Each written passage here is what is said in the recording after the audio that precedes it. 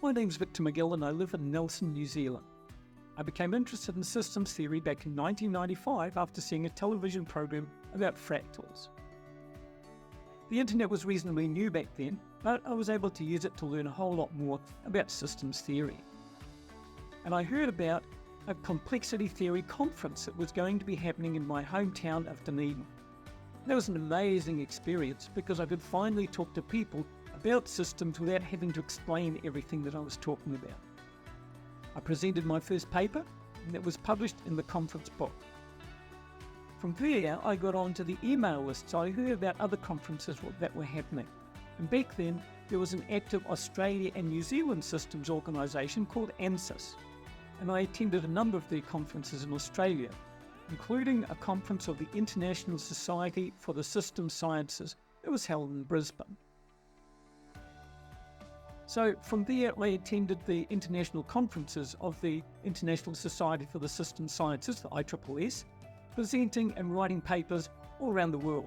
And I managed to get some of my papers published in academic journals. Then I shifted to Wagga Wagga in New South Wales in Australia, and I was there for a couple of years.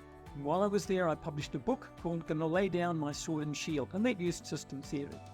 And I also began my PhD using systems theory through the University of the Sunshine Coast.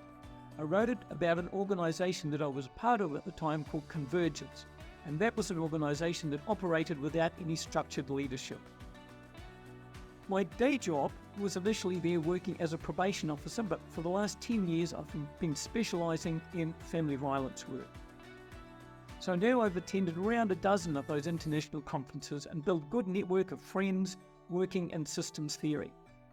I completed my PhD in 2017 and I'm back in New Zealand, and I've been focusing on understanding human violence from a systems perspective.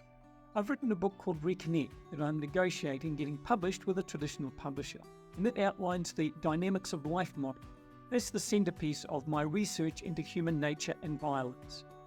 It provides a systems-based understanding of how and why we behave as we do, and how and why we tend to fall back on using abuse and violence to resolve differences between us. It also gives us lots of tips and techniques that we can use to help us cope with difficult situations that arise in our lives. The book's not only intended for people with violence issues, but it's a useful tool for anybody wishing to cope better with the difficult situations that inevitably arise in our lives.